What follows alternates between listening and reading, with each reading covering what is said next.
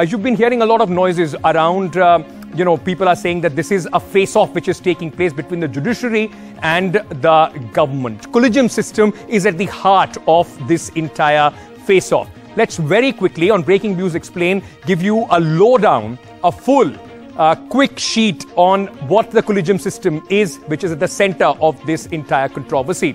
Now, judges, what is the collegium system? Judges are appointed, transferred and elevated by a collegium.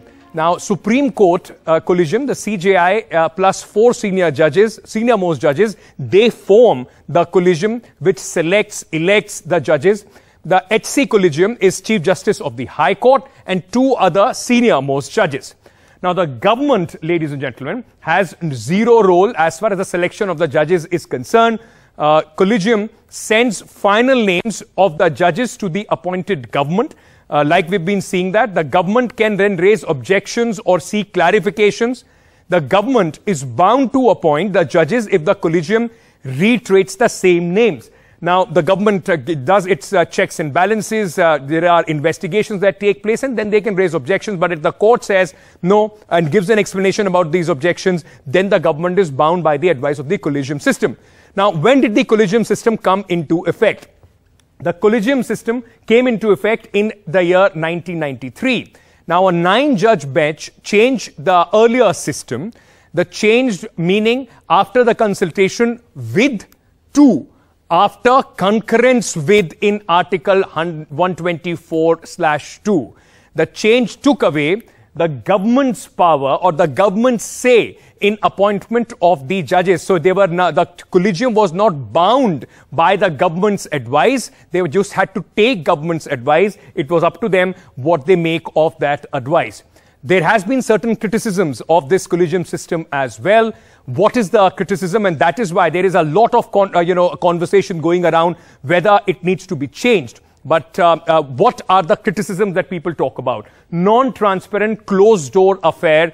Many say that this is the only system across the globe where judges elect judges. No records of how the decisions, in fact, are taken. No official minutes of the collegium proceedings, though recently we have seen that the collegium, the CJI did release, in fact, that it took 4 hours and the other details, what were the objections which were made by the government and the answer to those objections in the name of certain judges. Now, this is an ongoing battle, and why is it now turned into a government versus judiciary? Because the government wants a say in the appointment of the judges. Kiren Rijiju has apparently written a letter to the CJI where he said that he wants panel with the government representation to advise the collegium. The Supreme Court has hit back and the Supreme Court has said that the government is delaying the judges' appointment. There is already pending cases, massive backlog. The collegium, for the first time, made exchanges between the government with the government public. Mr. Rijiju then had later tweeted on another ex-judge who has expressed his views against the collegium system. So this is the latest as far as this entire saga is concerned with the government versus judiciary system. The fact is, as the Chief Justice of India has also said, ladies and gentlemen, no system is foolproof.